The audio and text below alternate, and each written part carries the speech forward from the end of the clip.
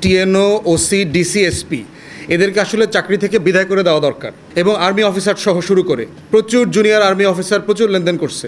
আমরা প্রচুর, আমাদের কাছে তথ্য আছে, 35 লাখ 50 লাখ ক্যাশ, নতুন গাড়ি, প্লট, ফ্ল্যাট এগুলো সব পাইছে।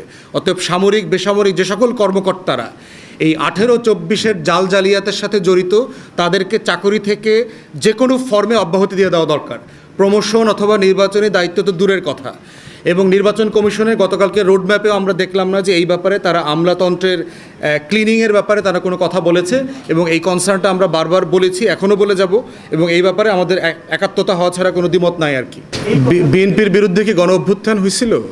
বিএনপির নেতারা খালেদা জিয়া কি পালায়া ভারতে চলে গেছিল? প্রশ্ন হচ্ছে যে আওয়ামী লীগ গণ অভ্যুত্থানের একটা পরাজিত দল। এই পরাজিত দলকে রাজনীতি করতে দেবার আকাঙ্ক্ষা তৈরি হওয়ার আগে তো দেখতে হবে সে আসলে রাজনৈতিক দলের মতো আচরণ করতেছে কিনা। গত 15ই আগস্টে দেখবেন হাসিনা তারা এখনও প্রধানমন্ত্রী দাবি করছে, যেখানে নির্বাচন হয় নাই, নির্বাচন ছাড়া দিল্লির ম্যান্ডেট নিয়ে এসে বসছে, পালায়াও দিল্লিতে চলে গেছে।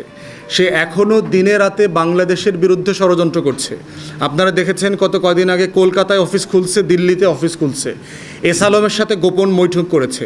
হাসিনা 4,000 কোটি টাকা চাইছে এস আলমের কাছে, 2,500 কোটি টাকা অলরেডি দিয়ে দিচ্ছে। আজকে এই যে মঞ্চ 71 যে সকল উস্কানি উৎপাত তৈরি করতেছে, এই টাকাগুলো কোথার থেকে আসতেছে? গুলিস্তানে ঝটিকা মিছিল, এইখানে সেখানে ঝটিকা মিছিল আওয়ামী লীগের, সেগুলো কোত্থেকে আসতেছে?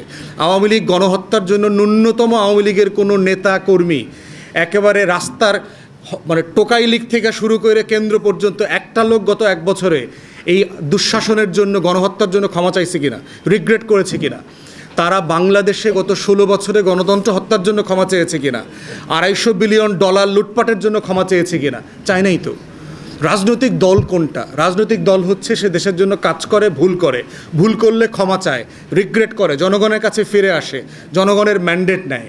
তো যেই মানে ক্রিমিনাল এন্টিটি, তাকে তো আপনার ড্রাগ কার্টেল বলতে হবে, একটা মাফিয়া অর্গানাইজেশন বলতে হবে, সিসিলিয়ান মাফিয়াদের মতো, যে নিজে নিজ দায়িত্বে রাষ্ট্রের ভিতর রাষ্ট্র বানিয়েছে। অতএব তাকে রাজনৈতিক দল আকারে বিবেচনা করাটা হচ্ছে রাষ্ট্রবিজ্ঞানের সকল সংজ্ঞাকে, ইতিহাসের সকল ধারাবাহিকতাকে অস্বীকার করার মতো করে আর কি। অতএব সেই ব্যাপারে আমরা বলেছি যে আওয়ামী লীগ প্রশ্ন ডিল করার কথা শুরু থেকে আমি বলেছি। তদন্ত কমিশন, গণতদন্ত কমিশনের কথা বলেছি।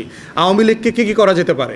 এখন এটা বিচারের অধীনে আছে, আন্তর্জাতিক অপরাধ ট্রাইব্যুনালে এটা দলের বিচার করা যাবে বলে ওখানে এখতিয়ার দেওয়া আছে।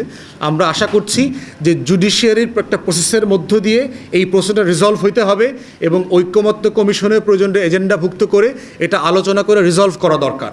আমরা ওই আওয়ামী লীগ স্টাইলে যাচ্ছে তাই নির্বাহী আদেশ দিয়ে এটা সমাধান দেখি না। এটা সবার ঐক্যমতের ভিত্তিতে জনমতকে সামনে নিয়ে করতে হবে।